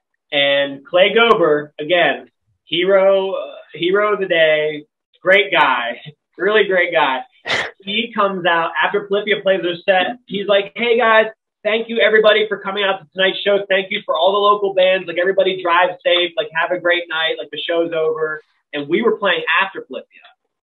So basically, he tells everybody, like, hey, sayonara, thanks everybody for coming out, and did not say one single word about, like, hey, stay tuned for the local Nephele, local band. Like, he was basically just like, have a great night. And my dad seen what was happening. My dad jumps up on stage and grabs the mic. He's like, hey, stick around for the local band Nephele that's, like, playing afterwards, which at that point, I didn't see what was happening. Polyphia had already played. The draw was gone. Like, the people who weren't our friends were dipping because they were like, who cares? Like, we saw Polyphia. That's what we're here for. I don't want to see local band. Well, dude, and thank God we sold as many tickets as we did, or else we wouldn't even have had a crowd there. Yeah, like the fact that we sold like 25, 30 tickets, there was still a good amount of our friends still there to see us, and I think maybe 2 or 3 people stayed. Actually, I met one of my buddies, Dan Gold. I met him. I think he was there that night. I think he was one of the people that stayed for Polyphia, like stayed after Polyphia and checked us out. He may be one of those people that stay there. Yeah, he's been one of the boys. Shout out Dan Gold. Shout out Dan Gold, one of our number one fans, next to my buddy Ash. But just seeing all the people dip out, and then like we get up on stage and we play to our friends. I'm looking at everybody else. I'm kind of just like, I see, like, after it happened, I didn't see what was happening, but after it happened, I was like, damn, like everybody just cleared out, and another opportunity lost of playing to another group of people. So that was the first time, and then the second time happened, and then like that happens after that. But the second time we played, Yvette Young really helped console us because she came down like right after we come off the stage, and she's like, hey guys, your set was like, what you did play was awesome. She watched. She was there. She actually watched, and she was. I actually saw her to the side of the stage whenever you guys were playing. So yeah, she was the real MVP that night because she came over and like had this like hand drawn thing, like this letter that said like, "Thank you guys for playing with us." Like she was kind of like PRing for Polyphia. I still have that in my house. She gave it to us, and she's that's like, really cool. Guys, like we actually had to cut some of our set. Like she wasn't like being like boastful or anything about it, but she was kind of just like, "Hey, like." We actually had to cut some of our set time, like so, like everybody else could kind of play. So Covet took a set cut. We took a set cut. First time we played with Polyphia, they basically used our draws, told everybody, have a nice night. The second time it happened was that. So this is to all the viewers that I told to come watch this story. The story is now told. I will never tell this story ever again. It's in the vault. I'm locking it up, throwing it away, so I never have to tell this to my bandmates or any more friends and fans ever again. Refer to this podcast. Refer to this podcast and check out our new single. Yeah. No, I'm just kidding. But, just direct all of the questions. Just direct. We're just going to start getting blown up in our DMs about it. People are going to be like, I need more details of the Plifka story because you guys did all that. No, but we're going to be your PR people now. Yeah, that was those nights. And I mean, I don't want to be the band. Like, I want to be known for our music and who we are. So, like, I don't want to be that band that's just, like, continuously, like, being spiteful and being like, hey, oh, yeah, like, riding off the coattails of Polyphia or something like that. Like, this new music that we have is definitely going to be speaking a lot for itself. And, I think it's going to make a lot of people happy and bring in a lot of new fans. So, that's great. Yeah, and I won't tell any more Polyphia stories because I think we unless you want me to. Tell whatever ones you want in the future, whenever. You can tell them right now to the guys. I'm going to go pee. Oh, you're good. I'm going to go take a breath after all the talking I just did. But I have to pee. Well, then, while you do that and before we transition, then I'll tell one more Polyphia story just so we have the full crew here for the closing there. But every time I've seen Polyphia, I feel like something weird has happened, and most of the times I've seen them, they weren't headlining, they were opening for a different band. And one that's like of note that stands out to me was they opened for Between the Buried and Me, and it was at Smalls. Jake should have been here for that. That's his favorite band. Oh, that's one of mine. It's between them and Coheed. The Contortionist is up there too. There's but for sure. And so it's sold out. I mean, Between the Buried and Me, usually not all the time because Pittsburgh's kind of hot and cold. Sometimes, we'll see, Pittsburgh sold out real quick for a band and then another tour will come through and every other city will sell out except for Pittsburgh. So it doesn't make a whole lot of sense how we like sort of, I don't know, go to shows apparently in this city. The music scene's hot and cold, but they sold out, and Polyphia was, I think, maybe the openers. Like, they played first. I don't remember who the other support band was. I'd have to look it up. But when they played, it was probably a Wednesday night or something like that. There weren't a whole lot of people in the crowd yet. It was a sold out show, but not everybody showed up early necessarily to watch their set. And you could tell that they were annoyed by that. And so they played their set. They barely talked to the crowd at all. This was before this was like back when, they looked like robots on stage. They don't really move a whole lot. They don't really do a whole lot. They just kind of come out, play. They're incredible musicians. Yeah, they still don't do movement on stage. Right. But ever since they decided to put Clay in the center, he's like usually the most animated, so it kind of makes them look a little more animated than they were, because it used to be Tim in the center, but they sort of shuffled that up and Clay is animated, so it, whatever. But even back then Clay wasn't. Everybody was just stoic, and it was all polished and sounded great, but they were kind of annoyed that there weren't like the crowd wasn't full, and it filled up pretty much right after their set, and everybody was at the merch table. I was in line for BT Bam's merch table after their set, and their band manager is sitting over there just shit talking Pittsburgh, like with everybody there in line. There were there were a lot of people there because it was between sets, and that's typically when people rush the merch tables. And just shit talking Pittsburgh, like it's a terrible market. It's all that, that kind of left a bad taste in my mouth too there, because this show was sold out. Like there's not a ticket to buy. Was that the Colors anniversary tour in 2017? It might have been. What that show was. Yeah. Yeah. If it was Between the Buried and Me, that was the Colors. That was Colors. Yeah. And just that was. Maybe a bit after. I was gonna say, I wonder if she has a bad taste in her mouth from. And I didn't remember the timing of it. I just remembered that I had multiple situations with Polyphia where it left a bad taste in my mouth. One being when you guys had your situation at Cativo, And then here, when she was just I mean, it wasn't like an accident she was saying it this loud to like the one person at the Polyphia merch booth, but it was just it seemed like she was just there to shit talk Pittsburgh, and it kind of, I mean, I got a lot of pride in my city, so that's kind of shitty. That definitely, you know, gives a bad taste in my mouth too. If there's something I can touch on, if there's something I can touch on with what you were just saying about Polyphia, with switching things around from a band perspective, these guys are shredding a lot of the time, so there's not usually a lot of time for moving around. Oh yeah, which is why we have Ben in the middle of the stage, our bassist, which like we didn't really copy from them. It's just kind of like a flow wise, like these two are shredding a lot of times, so it makes sense. Like Ben's kind of, he's done this, he's toured and done a lot of things, so we're all kind of like learning stage presence essentially from Ben, who is a seasoned vet who's done this. But Ben does a lot of like our crowd work and stuff because he's seen it done on like a massive scale. We're all kind of just like bedroom prog nerds, like playing shows. So we're just like, we're working on that. But from a band's perspective, especially an instrumental band who shreds a lot, when you're focusing on playing, even Animals as leaders, like there's usually not a lot of time for talking or moving. So that's usually where it comes in, which is what we're working on right now. So yeah, and honestly, the sort of remaining stoic and playing and focusing to make sure that, I mean, the music that you guys write, that Polyphia writes, whatever, is very technical and very, you know, involved. I don't necessarily even mind if there's like that's not something that I focus on or feel like I need.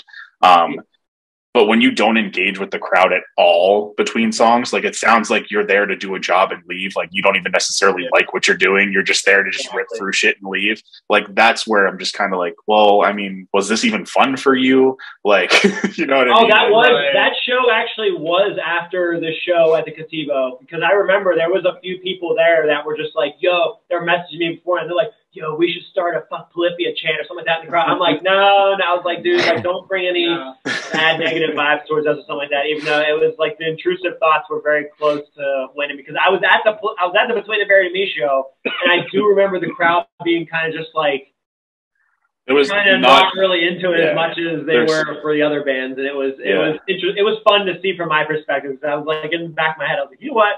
Karma's a bitch. I'm glad this crowd really is, you know, these guys right now, because it worked out. But I thought the same exact thing, and it was after that. It's probably why their tour manager was talking Pittsburgh, because the experience they previously had with us. So. But it's funny because, like you said, that lit AF tour was also sold out thanks to you guys. But still, you're playing sold out shows, and you're saying how bad of a market, how difficult of a market it is to play. It's just it was I don't know, it rubbed me the wrong way. I didn't like that. So and I was still like in hindsight, it seems like BT Bam and Polyphia don't mix. Like that's a weird opening band to have on a BT Bam tour. Like I get it, they draw a crowd, but like I feel like the BT Bam prog guys are like classic prog. That's like, I don't know. It doesn't lend itself to like an overlapping audience. So I feel like the people that wanted to go to that show were there for BT Bam and not really Polyphia in the first place. Yeah, which is definitely. Yeah, go ahead, Matt. Sorry. No, you're good. I was just say they do have like a kind of different crowd. I mean, there's definitely some overlap, but I think it's like you said, mostly they're like kind of separate crowds. Yeah. Like Renaissance and before from Polyphia, I feel like sort of meshes a little bit with Between the Buried and Me, but their newer stuff is definitely sort of like they really, split there. Yeah. Yep. But yeah, I mean that's kind of where I saw them like 4 or 5 times on that Coheed tour, because I used to follow Coheed all over the damn place. And there were some interesting things that happened there too, but we can move on here. I think like before we sort of conclude everything, I just want to know what's next for you guys. You know, I know you guys are actively writing. What do you want to tell us and also our audience about kind of what you're working on now? Well, so we've hinted at this like a dozen times probably already, but we do have a new album, and it's still in the works. We're still hashing out a lot of the details. But we have a full song list. We have names. We are the biggest thing, I guess, is that we're still trying to finish writing one particular song. For the reasons that I guess we're overachievers and we want to write something really ambitious. Yeah. It's a whirlwind of things that kind of just like creatively we just want to do. Yeah. Gotta make it right. It's like once you hear the song, you'll know why it took so long to write. Yeah. It's definitely something that we've never done before. So it's a lot, and we're learning a lot writing the song, and we're definitely going to be learning a lot trying to learn the song as well. In the process of that's going to be a journey, learning to play it. But yeah, I mean, we got is this song, and we have it's going to be our first full length album. It's going to be coming out. This ain't no EP, so we're kind of taking a big step into prog. I know it's like really popular to release singles and EPs and stuff, and it is a concept album. Ooh, nice. I don't know if we've officially labeled it that way, but somebody asked me that like the other day, and I was like, yeah, I guess it is a concept album. I don't know. I guess I won't get too far into it, but it's kind of the working title is apophenia or synchronicity, which are two words to kind of mean the same thing loosely, being that like recognizing patterns of external stimuli and making connections between them, even if they're not related. Does that make sense?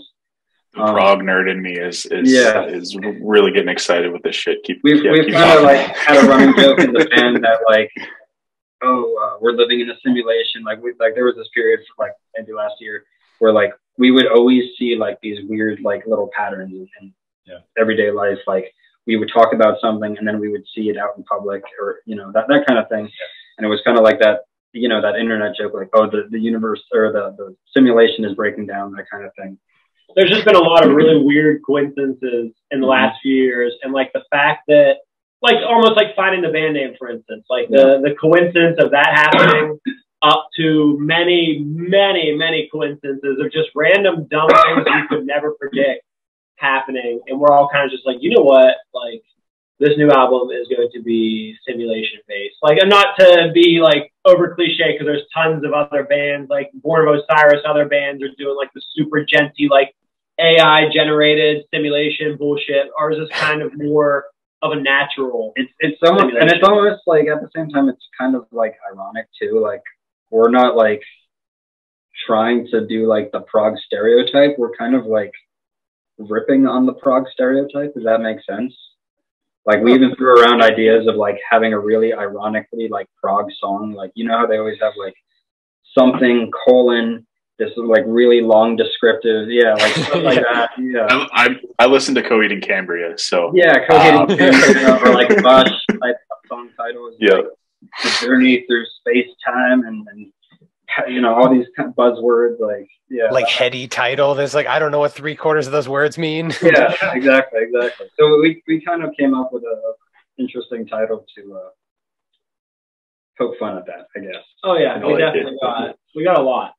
Definitely a lot. It's gonna be good. It's a lot of fun. Yeah, all the songs flow into each other, so it is in that way that drives home the concept album theme, and that everything's kind of related, even though the songs are very different stylistically. So like, despite almost fitting into like different genres within the album, the songs all connect. They all flow into each other, and it's that like interconnection of ideas that aren't necessarily related coming together and finding the synchronicity between them all. So what kind of came first, the concept idea or like the writing process? Because I mean, were you writing riffs and then trying to fit it within the concept, or were you like, this is what we're going for, let's try, or is it just a combination, or is there's just nothing to it, you're just I would say a bit of a combination between the two. Like we had most of the music written first, and then it kind of fell into place where like, wait, like this simulation idea makes sense. Like this album title makes sense, and applies to these ideas that we've connected. Because we do like on Solidarity we did this too, where like everything kind of flows into each other. But this is I would say like we took that approach and like stepped it up, and we did it like a better job this time, where it's more thought through. The songs like purposely lead into each other rather than like kind of just creating transitions to make them lead into each other, if that makes sense. Yeah, it's almost like composing sort of one piece of music in a way that's sort of split up versus like forcing it together with transitions. That's cool. Yeah. Would you say that the songs would still stand alone though? Because oftentimes when that happens, it's almost like you really got to listen to the whole record. Definitely. No, these songs definitely stand alone. Yet they make an even bigger impact when you hear it all together, you know, in order. Yeah, we were considering releasing like a lot of these as singles, and then it got to the point where like Dan had so many songs written to where it's like this is no longer an EP. This is no longer like if we release these all as singles, we could release like a single for like a straight year, and like we were all just like, let's just make this a full length, and like all the songs kind of just naturally ended and went into this, and it was like it makes sense to do this, and it's just everything fell into place. So yeah. And then usually the names and the concept happens like afterwards, because like the writing will happen, and then it's kind of like, what does this sound like? And then we sit there and study how it sounds, because like that's usually the hardest part is writing, which is what we're going to be doing in this podcast. But it's a process. I was going to say it in ways it almost makes me think like it would be easier to name an instrumental track because you don't have any like lyrics to base it off of to where you have to find the perfect name that fits the lyrics. But then now that I'm thinking about it, it might even be more difficult because it's like you're trying to like sonically, what does this make me think of and how does it fit the concept and stuff like that. That's how I feel about it personally. Like with lyrics, if you have lyrics already, it's just like, okay, you go to the chorus, you find the line that like stands out the most or has the most like catchy appeal to it. But with instrumental music, you kind of have to like, you could take the Owain route and like make joke song titles and whatever. But like, we do a little bit of that, you know, Apples and Oranges, Bounce House, they kind of fall into that category. And a few songs on this one. But yeah, you kind of have to like vibe out the song. Like, how does this make you feel? Like, is there a word that encapsulates the feeling of this composition? That kind of thing. And I think it kind of takes like for each song, kind of like, you know, piggybacking off what Dan was saying, it's taking like these melodies and kind of songs that have distinctive phrases in them that make you feel a certain way. It's like what kind of emotion are you trying to portray here? And it's like how can that melody be such an earworm that it's distinctive to that song, so they can be played on their own or they can be played in whole. So it's like how do you make the parts kind of puzzle piece, but how do you make them distinctive, like I said, on their own? And I think kind of one thing we're trying to focus on is making those distinctive parts, or like certain things kind of get stuck in your head, something that keeps you drawing back to it, kind of memorable. Yeah. Like if I can use an example, Apples and Oranges is probably one of the most interesting song titles because we were like looking for a name for it, and we were in my room one day and I realized that both Dans were using orange cabs, so like all of the oranges, and we all had MacBooks in our rooms. And I was like, everything that we're using is just all apples and oranges. And we were like, that's awesome. It made sense with the way the song was written too, because like the first half of the song is like that heavy, fast paced, you know, like metal part, and then like the second half goes into that real clean section, and it's very drawn out, and it's almost like its own thing. Like Apple is the first half and Orange is the second half. And it was just kind of like one of those connections again, like the band name thing. Like we were like, well, this physical representation of actual apples and actual oranges within our product that we're using to create this album, it works because this song is essentially like apples and oranges, because it goes from, like Dan said, it goes from crazy math metal to super video game sounding happy birthday, as Dan Tompkins of Tesseract said it, happy birthday metal, because that's what he said when he listened to it. Yeah. That's awesome. Yeah, that's really cool. Really looking forward to hearing what this new stuff sounds like. Yeah, me too. I don't know if you guys have any hard dates, or I doubt it since you guys are still actively in the writing process, but I don't know if you have any targets. Tomorrow. Right now, actually, we're dropping our new single on the podcast right now. Yeah, Right. We would. No dates, but like we do have a new single that we might have mentioned once or twice here. It is just about done. We got the final mix a couple of days ago. So just gonna get it mastered and make a music video. You know, no big deal. Light stuff. Yeah. If you need an extra to stand in the back and You say that jokingly, but that you just manifested that because you guys are definitely be one of our future music videos. Let us know. Yeah, do the simulation thing where we walk by in the background and all of a sudden we're back in the background. Coming back from like different angles. But yeah, this newer song that we have has a feature in it that is another really big up and coming internet guitarist that I think I may have told either of you guys when we were talking at the Space Weather show about it, but the feature that we have on this new single is it's pretty insane. Yeah. It's pretty crazy. That's awesome. I really can't wait for everybody to hear it. Yeah. I don't know who it is, but I would love to know at some point. Maybe you can, let me know after the podcast. in the DMs. Off the record. Yeah, off the record. Yeah, we don't want to get that off the record. Spoilers yet, but he's one of my favorite up and coming guitarists, and even surpassing like some people I've been listening to for years. Yeah. Because he's just absolutely insane, and to hype him up more without giving away who he is, I messaged him, asked kind of explain the situation about like how we wanted to do it, sent him the song, and he was like, "Yeah, I'll have this to you like maybe next week," and I'm like, "Cool, take your time."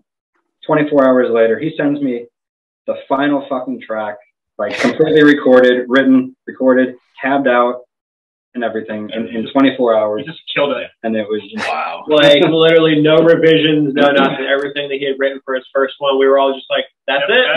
That's the take. That's the solo that we wanted." Like that's cool. And we kind of pitched it in his wheelhouse too, because like when Dan was writing the song, we kind of had like, this has his vibe in it. Like this song is like, we know who is going to be on this song. And then whenever he agreed to it and did it as well as he did, it was a reason why it went as fast as it did, because it was catered to him almost. It was like if he wouldn't have been on it, we would probably made do, but it wouldn't have been the song that it is that we have prepared for you guys, because it is perfect. I'm excited to hear that. I was actually going to ask at one point earlier, whenever we were talking about like features and vocal features and stuff like that, if you guys were ever going to go down the rabbit hole of like instrumental features. You guys talked about, with Angel Vivaldi and stuff like that. So this kind of answers that question without even asking it. So. Yeah, we have including Mike in this one. We have a few more features on this album. So vocal. We're not going to tell. Not going to tell that. But there are more features coming on this album, so you guys will be surprised to remember back in the day whenever Polyphia released Muse and just every single song had like a banger on it, like there was somebody like dropping heat. Aaron Marshall, This is our Muse. This every single song on this album has a heater on it. So just about. Almost. That's awesome. That is exciting. I think maybe we should sign off on that note then, because I think that's a nice little cliffhanger there. So unless you guys have anything else you want to add or close with. I think that's it. I think that's the strong point we want to end on, is just new shit that is coming down the pipeline. Is like we're the shit that we're the most proudest of. Prepare your ear holes. Yeah, we are the most Absolutely. proud. And if you want to support us more, we have a website with lots of merch. That goes directly to funding the album. So nepheleband.com. Yep. And we can link that in the description for the episode and everything too, and put in the post. Yeah, in the link like and subscribe. Like and subscribe. Like and subscribe. Smash that like. We click all the buttons. Yep, all the buttons. Just click them all. Follow these guys. Follow the podcast. Thank you. Everything about this. Yeah, and we'll definitely link everything when we drop this episode. We'll link everything, and every time something else drops from you guys, whether it's shows, tours, singles, albums, music videos, we'll be sure to post them everywhere we can. Spread the love. Thank you guys so much for doing this. It was an adventure in the beginning, but I'm glad we were able to get through it. No, it was an honor to like be the first band interview on your podcast, to be honest. Yeah, absolutely. It was the opportunity.